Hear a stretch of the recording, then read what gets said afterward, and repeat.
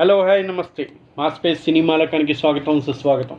మరో చక్కని చిత్రంతో ఈరోజు మీ ముందుకు వచ్చింది మీ సినిమాలకు నంబర్ రివ్యూస్. చక్కని కథానాయకులతో ఎంతో మంచి పేరు తెచ్చుకున్నటువంటి ప్రముఖ నాయకుల్లో మన నందమూరి తారక రామారావు గారి దగ్గర నుంచి నేడున్నటువంటి పవన్ కళ్యాణ్ వరకు ఎన్నో రాజకీయ విజయాలతోటి సినీ తెరనే కాదు, మేము ప్రేక్షకులనే కాదు, జన నీరాజనాల్ని కూడా అందుకుంటామని నిరూపించారు. అలాగే తమిళనాడులో ఎంజీఆర్ నుంచి నేటి మన విజయ్ వరకు ఇదే ప్రయత్నాన్ని కొనసాగించారు. అటువంటి నాయకులే జననాయకుడు అంటూ మన ముందుకు వచ్చారు ఈరోజు మన జోసెఫ్ విజయ్. ఆయన నటించినటువంటి ఈ చిత్రం జననాయకుడిగా ప్రేక్షకుల్ని మెప్పించే ప్రయత్నం అయితే చేసింది. మరి ఆ ప్రయత్నంలో విజయాన్ని పొందారా, విఫలం అయ్యారా అనేది ఈ రివ్యూలో మనం తెలుసుకుందాం. తమిళనాడు ముఖ్యమంత్రిగా కథానాయకుడు విజయ్ నటించిన చివరి చిత్రంగా చెప్పుకుంటున్నటువంటి జననాయకన్ తెలుగులో జననాయకుడిగా పేరుతో ప్రేక్షకుల ముందుకు వచ్చింది. సంక్రాంతికి విడుదల కావాల్సి ఉన్నటువంటి ఈ సినిమా ఎన్నో ఒడిదుడుకుల తర్వాత, ఎలక్షన్ కోడ్ తర్వాత ఇప్పటికి కానీ అన్ని ఆటంకాలు తొలగించుకొని మన ముందుకి రావడానికి ఇంత సమయం అయితే పట్టిందని చెప్పాలి. మరి ఈ యాక్షన్ థ్రిల్లర్ ఎలా ఉంది? తెలుగులో హిట్ అయిన భగవంత్ కేసరి సినిమాని యాస్టీజ్గా తీయకుండా మార్పులు చేశారని చెప్తున్నారు. మరి ఆ మార్పులు కథని ఏ విధంగా మలుపు తిప్పాయనేది ముందుగా చూసుకుందాం.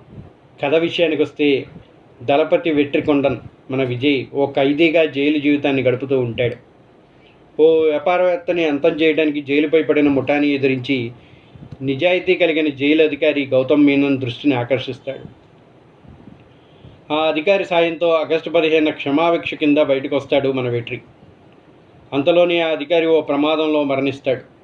దాంతో అతని కుమార్తె విజ్జి మన మమతా బైజీని పెంచే బాధ్యతని వెట్రి తన భుజాన వేసుకుంటాడు. చిన్నప్పుడు తల్లి దారుణ హత్య కల్లారా చూసిన విజ్జి ప్రతి చిన్న విషయానికి భయంతో వణికిపోతూ ఉంటుంది. ఆమెను ధైర్యవంతురాలుగా మార్చి సైన్యంలో చేర్పించాలని నిర్ణయించుకుంటాడు. అందుకోసం శిక్షణ కూడా ఇప్పిస్తాడు. ఇంతలో జాన్ హిమ్లర్ మన బాబీ డివోల్ విజ్జీని లక్ష్యంగా చేసుకొని ఆమెను అంతం చేయాలని తన ముఠాని పంపుతాడు. ఇంతకీ విజ్జీ జాన్ హిమ్లర్ లక్ష్యంగా చేసుకోవడానికి కారణం ఏమిటి? ఆఫ్రికా దేశాల్ని కూడా వణికించిన జాన్ హిమ్లర్ ఎవరు? అతన్ని వెట్రికొండన్ ఎలా ఎదిరించాడు? విజ్జీలో భయాన్ని పోగొట్టి ఆమెని ధైర్యవంతురాలుగా మార్చాడా లేదా? ఎంఎం పేరుతో భారతదేశంలో విశ్వాలు రెచ్చగొట్టాలని ప్రయత్నం చేసి పథకం వేసిన జాన్ హిమ్లర్ అసలు లక్ష్యం ఏమిటి? ఆయనకి రాజకీయ నాయకుడు రోజా రంగస్వామి మన ప్రకాష్ రాజ్కి మధ్య సంబంధం ఏమిటి? తదితర విషయాలన్నీ తెరపై చూసి తెలుసుకోవాలి అని చెప్తూ ఉన్నారు. భగవంత్ కేసరి ఎంత హిట్ అయిందో మనందరికీ తెలుసు. అందరినీ ఆకర్షించి ఒక చక్కని భావోద్వేగాలు పండించినటువంటి ఈ చిత్రాన్ని ఒక రాజకీయ కథంగా మార్చి కథనంలోకి దిగినటువంటి మన జననాయకుడు విజయ్ మరి ఏ విధమైన మార్పుల్ని తట్టుకున్నాడు, అది మనందరినీ మెప్పించిందా లేదా అనేది ఇప్పుడు చూసుకుందాం. Why hospitals choose Rosa Flores when hygiene can't be compromised. Each part of our papermaking process is in line with policies on sound environmental management. Subsequently, the logs are washed, cut into small pieces, and cooked in a digester. It starts with natural plant fibers, carefully selected for their softness and absorbency. Our advanced technology labs transform these biodegradable materials that meet the highest hygiene standards into premium tissue products. From kitchen rolls to hospital bed rolls, Rosa Flores delivers the quality assurance that professionals trust. When hygiene matters most, the choice is clear.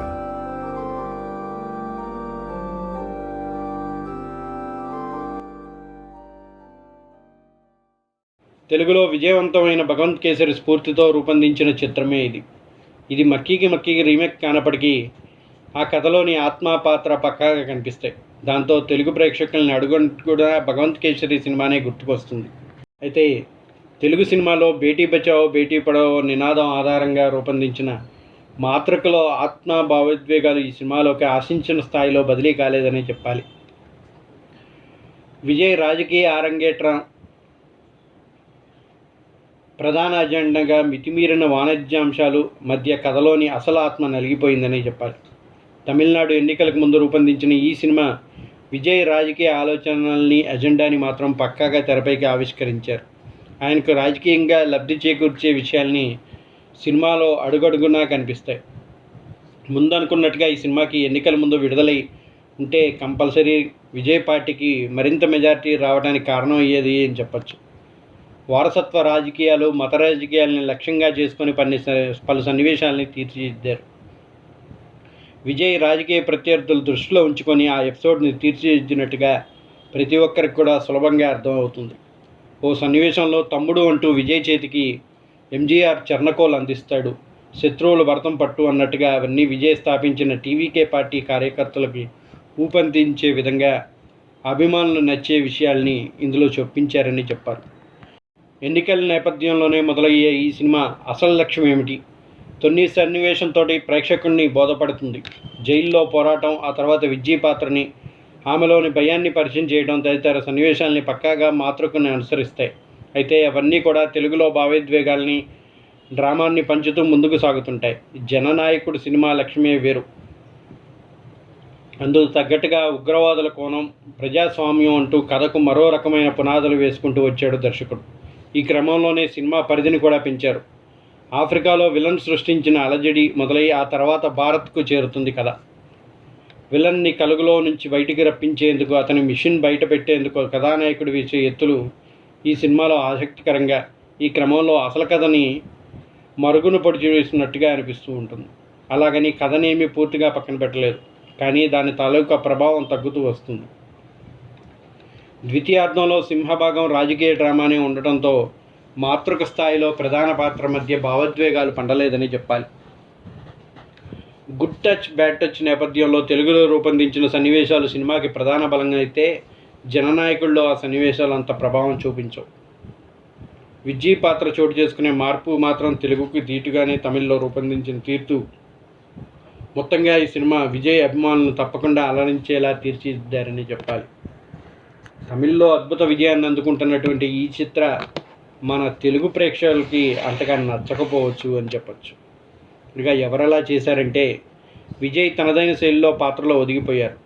రాజకీయ అంశాలు, సందేశాలు ఉన్నప్పటికీ తనను ఇష్టపడే mass ప్రేక్షకులకి ఏమాత్రం తక్కువ చేయకుండా డ్యాన్సులతోనూ, పంచ్ డైలాగులతోనూ, మేనరిజమ్స్ తోటి అదరగొట్టారు. ముఖ్యంగా కచేరీ పాట ఆయన వేసిన స్టెప్పులు అభిమానులకి ఎప్పటికీ గుర్తుండిపోయేలా ఉంటాయి. రాజకీయాల్లోకి వెళ్ళాక మళ్ళీ ఇలా డ్యాన్స్ చేసే అవకాశం వస్తుందో రాదో అన్నట్టుగా విపరీతమైన పర్ఫార్మెన్స్ని అయితే చూపించే ప్రయత్నం చేశారు. థియేటర్లో అభిమానుల్ని కేరింతలు కొట్టేలా ఉత్సాహపరిచారు. విజయ్ పాత్రలో మమతా బైజు మంచి నటనను ప్రదర్శించారు. పతాక సన్నివేశాల్లో ఆమె చేసిన పోరాటాలు ఆకట్టుకుంటాయి. పూజా హెగ్డే పాత్ర పరిధి తక్కువే, కానీ ఆమె తెరపై హుందాగా కనిపించారు. బాబీ డియోల్ పాత్ర బలంగా ఉంది.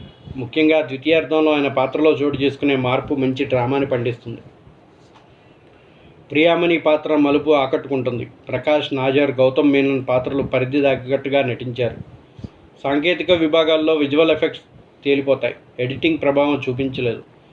మిగిలిన విభాగాలు పర్వాలేదనిపించాయి. సంగీతం, కెమెరా పనితనం ఆకట్టుకుంటుంది. కథానాయకుడు విజయ్ మాస్ ఇమేజ్ ఆయన రాజకీయ లక్ష్యాలు తగ్గట్టుగా సినిమాని మలచడంతో సఫలమైన దర్శకుడు హెచ్ వినోద్ అసలు కథను మాత్రం అంత ప్రభావవంతంగా చూపించలేకపోయాడని చెప్పచ్చు. అనువాదంలో నాణ్యత కూడా కొరవడటంతో మన తెలుగు ప్రేక్షకులను అయితే అలరించడం కష్టమే అని చెప్పచ్చు. విజయ్ శైలి, మాల్ అంశాలు, కథలోని రాజకీయ కోణం ప్రధాన బలంగా నిలిచినటువంటి ఈ సినిమా మరుగున పడిన అసలు కథ సాగదీత ద్వితీయార్థంతో బలహీనపడిందని చెప్పాలి. దళపతి వెట్రికొండన్ కొన్ని కారణాల వల్ల జైలు జీవితం గడుపుతూ ఉంటాడు. అయితే తన తల్లిని చూడడానికి జైలు అధికారి దళపతి అవకాశం కల్పిస్తాడు. కానీ ఆ కారణంగా అధికారిపై వేడు పడుతుంది. విషయం తెలుసుకున్న దళపతి ఆ అధికారి ఇంటికి వెళ్తాడు. ఈ క్రమంలో జరిగిన కొన్ని నాటకీయ పరిణామాల నేపథ్యంలో పోలీస్ అధికారి కూతురు విజయ్ బాధ్యత దళపతిపై పడుతుంది. ఆమెను కంటికి రెప్పలా కాపాడుతూ పెంచుతున్నటువంటి చిచ్చా అలియాస్ దళపతి ఆమెను ఆర్మీ ఆఫీసర్ చేయాలనేదే చిచ్చా కోరిక. అసలు కోరిక కారణం ఎవరు? ఈ మధ్యలో జాన్ హిమ్లర్, బాబీ డియోల్ పాత్ర ఏమిటి? అతని టార్గెట్ ఏమిటి? మరోవైపు రాజకీయ నేత రోజా రంగస్వామితో దళపతికి ఉన్న గతం ఏమిటి?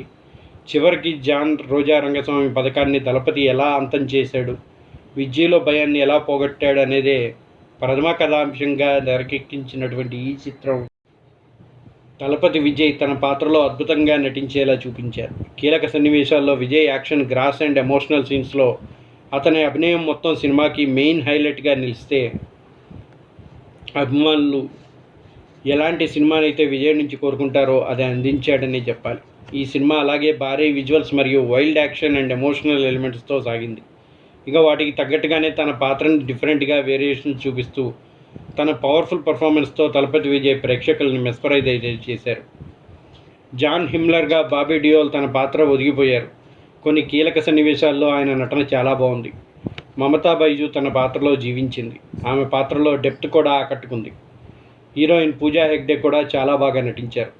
ఆమె సీన్స్ ప్రెజెన్స్ కూడా చాలా బాగుంది. ఇతర కీలక పాత్రలో కనిపించిన ప్రకాష్ రాజ్, సునీల్ ఆకట్టుకున్నారు. ప్రియామణి కూడా మిగిలిన నటీనటులతో బాగా నటించారని చెప్పాలి. జననాయకుడిగా వచ్చిన ఈ చిత్రం బరువైన ఎమోషన్స్తో, భారీ విజువల్స్తో కొంతవరకు ఆకట్టుకున్న కథనం పరంగా ఎమోషన్స్ మాత్రం చాలా మిస్ అయిందని చెప్పాలి. కథనం పరంగా వచ్చి చాలా సీన్స్ బోరింగ్గా ప్లేతో సాగుతాయి. దర్శకుడు ఈ సినిమా ట్రీట్మెంట్లో బాగా రాసుకోలేదు. ముఖ్యంగా ఆసక్తికరంగా కథనాన్ని రాసుకోవడంలో వినోద్ కొన్ని చోట్ల విఫలమయ్యారు. చాలా సన్నివేశాలు బాగా స్లోగా సాగుతున్న ఫీలింగ్ కనిపిస్తుంది. పైగా సెకండ్ హాఫ్కి మరీ సాగదీశాడు. ఒక క్లైమాక్స్లో తప్ప మిగిలిన కథనంతో ఉత్సాహత పెంచడంతో విఫలమయ్యాడు. ఇక విజయ్ విలన్ల మధ్య ట్రాక్ ఇంకా బెటర్గా ఉంటే బాగుండేది. మొత్తానికి కథలో చెప్పాలనుకున్న మెయిన్ థీమ్తో పాటు కీలక సన్నివేశాలు మంచి పనితీరుని కనపరిచిన దర్శకుడు మిగిలిన కొన్ని సన్నివేశాలు మాత్రం నెమ్మదిగా కనిపించాడు. సాంకేతికంగా సినిమా అద్భుతంగా వచ్చిన cinematography, Sathyan Suryan cinematography work అద్భుతంగా ఉంది. సినిమాలోని కీలక సన్నివేశాలతో పాటు మిగిలిన యాక్షన్ సన్నివేశాలు కథాకథనాలకు అనుగుణంగా అద్భుతంగా చిత్రీకరించారు. ఎడిటింగ్ కూడా చాలా బాగుంది. కానీ ఇంకొంచెం కట్ వేసి ఉంటే సినిమా ల్యాగ్ అవ్వకుండా ఉండేదనిపిస్తుంది. ఇక సంగీత దర్శకుడు అనిరుద్ధ్ సమకూర్చిన పాటలు చాలా బాగున్నాయి. వాటి పిక్చరైజేషన్ కూడా బాగుంది. నేపథ్య సంగీతం కూడా ఆకట్టుకుంది. హెచ్ వినోద్ రచయిత దర్శకుడిగా ఈ చిత్రానికి పూర్తి న్యాయం చేయలేదు. నిర్మాత వెంకట్ కె నారాయణ ఎక్కడ కాంప్రమైజ్ కాకుండా ఈ చిత్రాన్ని నిర్మించారు. మార్ష్ యాక్షన్ అండ్ ఎమోషనల్ డ్రామాగా వచ్చినటువంటి జననాయకుడు సినిమా ఆకట్టుకోలేకపోయింది. సినిమాలో బలమైన ఎమోషన్, కాన్ఫ్లిక్ట్ ఉన్నప్పటికీ ఈ ఎమోషన్లో ఆ కాన్ఫ్లిక్ట్ ప్రేక్షకుడు ఇన్వాల్వ్ అయ్యేంతగా అవి సరిగ్గా ఎస్టాబ్లిష్ కాలేదు. దీనికి తోడు సెకండ్ హాఫ్లో ఇంట్రెస్టింగ్ ఎలిమెంట్స్ మిస్ అయ్యాయి. ఓవరాల్గా విజయ్ అభిమానులకు ఈ చిత్రం కొన్ని ఎలిమెంట్స్ కనెక్ట్ అయినా సినిమా మాత్రం ఆకట్టుకోలేదని చెప్పచ్చు. మొత్తంగా చూసుకుంటే జననాయకన్ యాక్షన్ ఎక్కువ, ఎమోషన్ తక్కువ. మరి మీ సినిమా లోకం ఈ సినిమాకి ఇచ్చేటువంటి రివ్యూ 2.5 out of 5. మరి మీకు ఈ చిత్రం ఎలా నచ్చిందో మర్చిపోకుండా కామెంట్ రూపంలో తెలియచేయండి. అలాగే మా రివ్యూ మీకు నచ్చినట్టయితే మర్చిపోకుండా ఒక లైక్ని అందించండి. ఇప్పటివరకు మా రివ్యూ చూస్తున్న వాళ్ళు సబ్స్క్రైబ్ కానీ చేసుకోకుండా ఉండుంటే దయచేసి సబ్స్క్రైబ్ చేసుకోండి. అలాగే మీ స్నేహితులు, సన్నిహితులు, మిత్రులు, బంధువులకి మా స్పేస్ సినిమా లోకం ఛానల్ని షేర్ చేయండి, సబ్స్క్రైబ్ చేయండి, మమ్మల్ని ఎంకరేజ్ చేయండి. మరిన్ని చక్కని చిత్రాల కోసం మా స్పేస్ సినిమా లోకం ఛానల్ని ఫాలో చేయండి. That's all for now. మరో చక్కని చిత్రంతో మళ్ళీ కలుద్దాం. అంటిల్ దెన్ సైనింగ్ ఆఫ్ మీ నంబూరి. జై హింద్, జై భారత్.